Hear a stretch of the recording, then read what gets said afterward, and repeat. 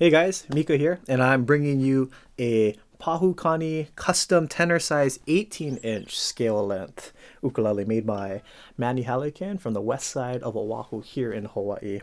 And like I mentioned with his other instruments, what I really love about what Manny's doing with the ukulele is that he's really pushing the boundaries, and he's such a creative person because everyone's very familiar with what like a modern ukulele looks like or what a traditional ukulele looks like. It's usually a figure eight shape. It has a big circle sound hole in the middle of the instrument, and then everything else is pretty straightforward with the neck and the headstock. But what Manny's doing is that he's making instruments that are more or less, he won't make more than one or two of them of any kind of instrument. He's really trying to brainstorm and think like, man, how can I push the instrument? How can I really try to redesign it or try to go in another direction with it? And with this ukulele, he continues to go ahead and move forward with trying to create such, I mean, look at this, such a unique looking ukulele. On the front, you might think, well, it has the figure eight shape. It might not have the sound hole. So what's so different about this ukulele? It's really when you flip it over to the back.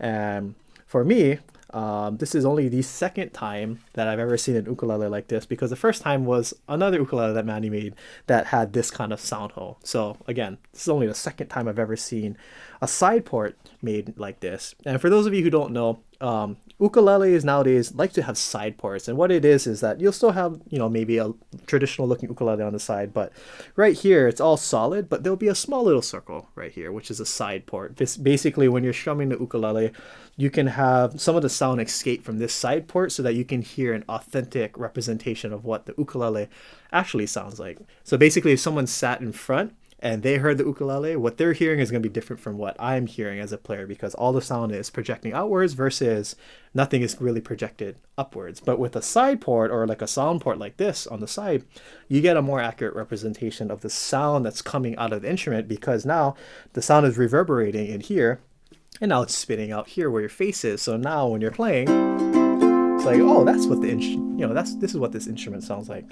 But what's really unique about this side port is, first of all, how big it is, the design of it, but it's also where it's located. So with Manny, he wanted to make a side port that still had a kind of a, like where most side ports will be, which is like right here of the ukulele. But he wanted to make it in a spot where when you're holding the instrument, it doesn't get in your way. Meaning, if I'm looking at the side, or if I turn to the side and I'm holding the instrument, it's not really touching my body, so it's not getting in the way with anything. Versus, let's say he wanted to make a side port maybe over here. If you do that, maybe your arm might get stuck inside, or it's going to feel a little lumpy on your arms, right? So you want to go ahead and try push the boundaries with, like, where can I put the side port that makes the most sense? How big can I make it? What kind of design can I do? And basically, this is his end product, and it's absolutely beautiful, aesthetically pleasing. It's really rounded on the inside. It feels good. You can see the inside of the instrument. You can see the bracing, all the little tricks that he does to building ukuleles. So it's really cool just to have an instrument that looks like this. So now going more into like the aesthetics of the instrument, we have this red and white purfling that really accents the really nice dark curly coil wood on the front. And then we have a more orange kind of color curly coil on the side. And then we have the darker color contrast here on the back. Again, nicely accented with the red and white purfling. We have ebony binding here on the back and on the front. We have an ebony bridge, ebony fretboard, and ebony headstock with the PK Pahu Kani logo on the top. Looks like recon stone in like a darker teal color. We got geared tuners here on the side, ebony wood here on the back, accented with the red purfling around the back of the headstock, on the inside of the headstock, so like right here, and then even on the outside right here, and then along the fretboard, and then even here on the bridge. And then we have curly maple. We have a curly maple neck right here on the back. And yeah, this instrument is super cool, super solid. Now, one little disclaimer is that when you take away the sound hole from the top right here, ultimately you are going to sacrifice a little bit of sound, like how loud the instrument's going to get. Because usually when you're strumming an ukulele or when you're plucking an instrument, you're forcing the sound to go in the sound hole. It's going to reverberate, spit back out, and that's the sound you hear. But because there's no sound hole here, now the sound has to travel through the wood. So arguably it's not going to be as loud, but the quality of the sound is still there with this instrument. So it might not be as loud, but I hear every single note clearly, the articulation of every note. The note separation, very clean. Never gets muddy. Even there on the 15th fret, you can still, it's super clean. You can hear every single note. And even though the sound is softer overall, if I were to strum,